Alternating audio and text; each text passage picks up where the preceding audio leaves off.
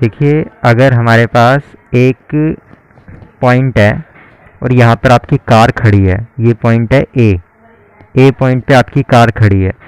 आपकी कार ए पॉइंट से जाती है बिल्कुल स्ट्रेट लाइन में, स्ट्रेट लाइन मान लो इसे, और स्ट्रेट लाइन में जाके आपकी कार ए से बी पॉइंट पर पहुंचती है और फिर बी से सीधे जाते जाते वो पहुंच जाती है सी पॉइंट पे। तो आपकी कार इस डायरेक्शन में जा रही है। ए पॉइंट से पे आपकी कार खड़ी थी, ये आपकी कार है, और ये चलती चलती चलती चलती सी पॉइंट तक पहुंच गई। अब हम क्या कह रहे हैं कि इधर जो ए पॉइंट पर जब कार ने चलना शुरू किया तो एक छोटे से टाइम इंटरवल में, बहुत छोटे से टाइम इंटरवल में, ये जो कार है जो इस पॉइंट पे खड़ी है, ये एक बहुत छोटे से टाइम इंटरवल 0.0000 बहुत सारे जीरो लगा के एक 1 लगा दूं अगर मैं इतने सेकंड में, तो इसे कहते हैं इंस्टेंटेनियस टाइम। यानी एक सेकंड भी नहीं, 0.000001 सेकंड, कितने भी जीरो लगा लो यहाँ पे, उतने सेकंड में ये जो कार है ये कितना आगे मूव कर जाएगी। बिल्कुल हल्का सा डिस्टेंस, उस डिस्टेंस को भी हम लिख सकते हैं कि 0.00001 किलोमीटर करके कुछ डिस्टेंस है, इससे भी बहुत छोटा और जीरो लगा लो। इतना सा किलोमीटर ही मूव कर पाएगी ये कार आगे, क्योंकि इतने कम टाइम में कितना ही कार मूव कर लेगी। तो हम अगर कहें कि ए पॉइंट पर ही, इस ए पॉइंट पर ही कार की इंस्टेंटेनियस वेलोसिटी निकालो। अब वेलोसिटी ले रहे हैं तो हम डिस्प्लेसमेंट पर यूनिट टाइम लेंगे, फॉर्मूला बताता है। डिस्प्लेसमेंट क्या होता है, अगर इंस्टेंटेनियस टाइम मान लेते हैं इतने टाइम में कार इस पॉइंट से हल्का सा आगे इस दूसरे पॉइंट तक पहुंच गई, हम इतना दूर इसलिए लेके चल रहे हैं ताकि हम देख पाए, नहीं तो ये जो डिस्टेंस है बहुत छोटा है। तो कार अगर यहाँ से यहाँ पहुंची इंस्टेंटेनियस टाइम के अंदर, तो वो टाइम कितना है, इतने सेकंड का। उतने से टाइम में कार इधर से इधर पहुंची, और ये डिस्टेंस कितना होगा हम अंदाजे से मान के चल रहे हैं, बहुत कम, इतना सा, जरा सा बिल्कुल, या इससे भी बहुत कम। इतना कम डिस्टेंस इस कार ने ट्रैवल किया होगा। तुम इस डिस्टेंस को और कम ले सकते हो, जितने चाहे उतने जीरो लगा लो यहाँ पे, जितना तुम्हें कंफर्टेबल लगे दिमाग को समझने में उतने जीरो लगा लो। तो हमें ये चीज़ अब यहाँ पे समझ आ रही है कि एक बहुत छोटे से टाइम ड्यूरेशन के अंदर, इतने से टाइम ड्यूरेशन, इतने से सेकंड्स के अंदर हम इतना सा किलोमीटर मूव करते हैं। तो अगर मैं बोलूँ ए पॉइंट पर मुझे इंस्टेंटेनियस वेलोसिटी चाहिए, तो वो instantaneous, I for instantaneous velocity V, तो इंस्टेंटेनियस वेलोसिटी जो है बिल्कुल ए पॉइंट पर, कि ए से हल्का सा आगे मूव किया गया, तो हम कहेंगे बिल्कुल ए पॉइंट पर इंस्टेंटेनियस वेलोसिटी, इस तरह बोला जाता है कि ए पॉइंट से हल्का सा आगे मूव किया है। तो जो इंस्टेंटेनियस वेलोसिटी होगी एट पॉइंट ए, तो ए भी लिख देता हूँ कि पॉइंट ए की बात हो रही है, वहाँ पर इंस्टेंटेनियस वेलोसिटी निकाली गई है। तो हम वो निकाल सकते हैं कैसे, हमें पता करना है कितना टाइम ड्यूरेशन ले रहे हैं, मान लेते हैं इतना, फिर पता करना है उस टाइम ड्यूरेशन में कितना डिस्प्लेसमेंट हुआ है, वो इतना। डिस्प्लेसमेंट मतलब इनिशियल और फाइनल पॉइंट के बीच में डायरेक्ट स्ट्रेट लाइन का डिस्टेंस, उसको कहते हैं डिस्प्लेसमेंट। ठीक है, फॉर एग्जांपल ये पॉइंट ए पॉइंट है तो डिस्प्लेसमेंट है ये।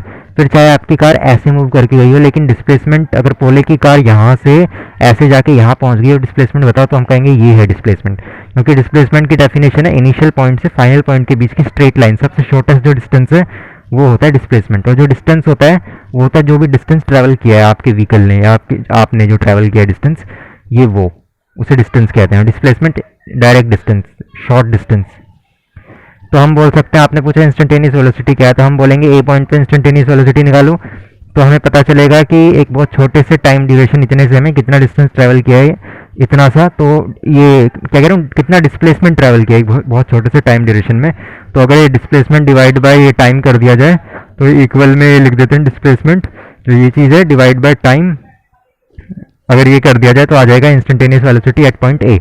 ठीक है, तो आपका क्वेश्चन था कि जब ये जो आपकी कार है ये यूनिफॉर्म मोशन कर रही है, क्या मतलब होता है यूनिफॉर्म मोशन का, कि इधर से इधर अगर एक डिस्टेंस एक्स डिस्टेंस ले लूँ, एक्स डिस्टेंस ये, तो मैं कहूँ इस एक्स डिस्टेंस में जो क्योंकि हमने बोला ये मोशन यूनिफॉर्म मोशन है, यूनिफॉर्म मोशन और लीनियर यूनिफॉर्म मोशन कह रहे हैं हम।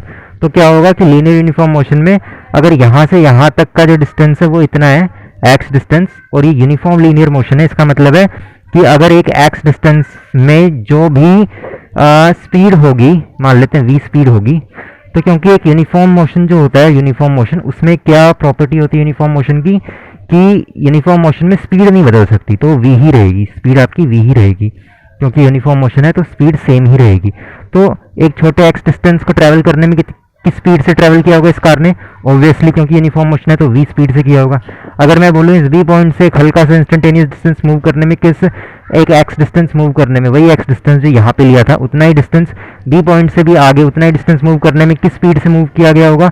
ऑब्वियसली वो भी v ही स्पीड से मूव किया गया होगा। c पॉइंट से अगर हल्का सा आगे का डिस्टेंस ले लें, वो डिस्टेंस कितना ले लें? वही x ले लें, इसी डिस्टेंस को मूव करने में किस स्पीड से मूव किया गया? ऑब्वियसली क्योंकि यूनिफॉर्म मोशन है तो v ही स्पीड यूज हुई होगी। तो यूनिफॉर्म मोशन का मतलब समझ आया कि पूरे मोशन के ड्यूरिंग पूरे ए से लेके सी तक जाने में या उससे भी आगे जा रहे हैं तो पूरे मोशन में सेम स्पीड होनी चाहिए। यूनिफॉर्म मोशन मतलब सेम स्पीड, एक कांस्टेंट स्पीड पूरे जर्नी में होनी चाहिए आपकी। तो इसे कहते हैं यूनिफॉर्म मोशन। और यूनिफॉर्म मोशन में जो स्पीड होती है पूरी जर्नी में वो सेम होती है। अब अगर स्पीड से ही हमें वेलोसिटी निकालनी है तो क्या करें?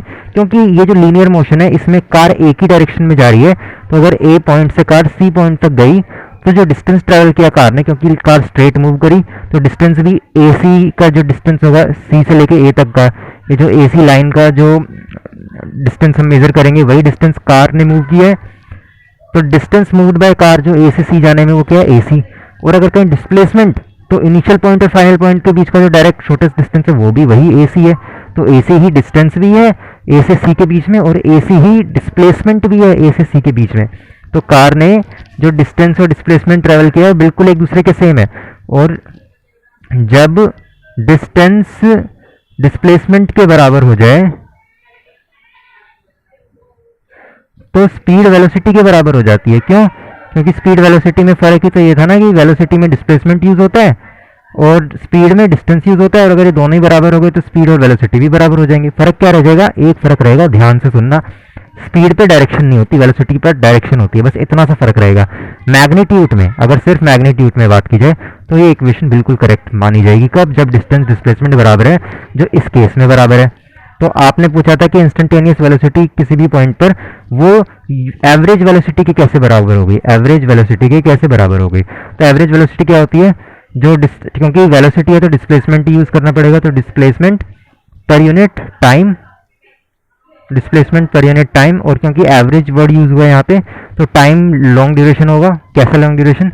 इंस्टेंटेनियस में हम बात करते हैं ए से हल्का सा डिस्टेंस, कितना? इतना सा डिस्टेंस मूव करने में, उस समय जो हम वेलोसिटी यूज करते थे उसे कहते थे इंस्टेंटेनियस वेलोसिटी, शॉर्ट डिस्टेंसेस के लिए।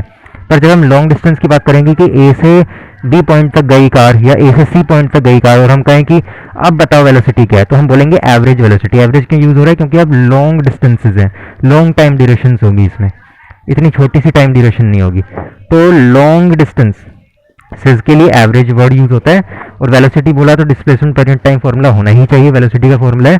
तो वेलोसिटी कौन सी? जो एवरेज है लॉन्ग ड्यूरेशन के लिए।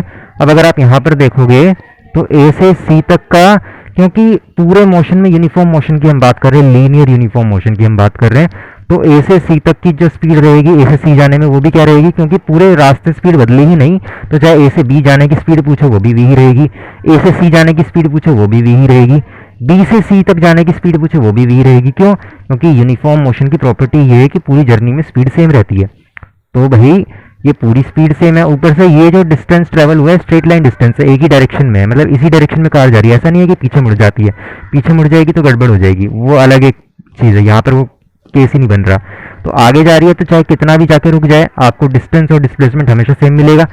तो अब मैं कह सकता हूँ कि जो एवरेज वेलोसिटी होगी, जो क्या होगी, ये जो डिस्प्लेसमेंट ए से बी तक मूव किया है इसने, अगर ए से बी के बीच की एवरेज वेलोसिटी ले तो ए से बी के बीच में जो डिस्प्लेसमेंट है क्या है? वो ए बी का डिस्टेंस जितना होगा वो डिस्प्लेसमेंट होगा। ए बी जो तुम निकालोगे यही कितना होगा? डिस्प्लेसमेंट ए से बी तक जाने का कार का। टाइम ड्यूरेशन पता कर लो वॉच यूज करके कितना है, और वही डिस्प्लेसमेंट डिवाइड बाय टाइम कर दो, वो है एवरेज वेलोसिटी। तो तुम्हें समझ आ रहा है एवरेज वेलोसिटी और इंस्टेंटेनियस वेलोसिटी क्यों बराबर है? क्योंकि वेलोसिटी बदल नहीं रही है, तो छोटे ड्यूरेशन के लिए भी जो वेलोसिटी वो भी वी है, बड़े टाइम ड्यूरेशंस में ए से बी जाने में भी जो वेलोसिटी वो भी वी है, इसलिए वो बराबर है।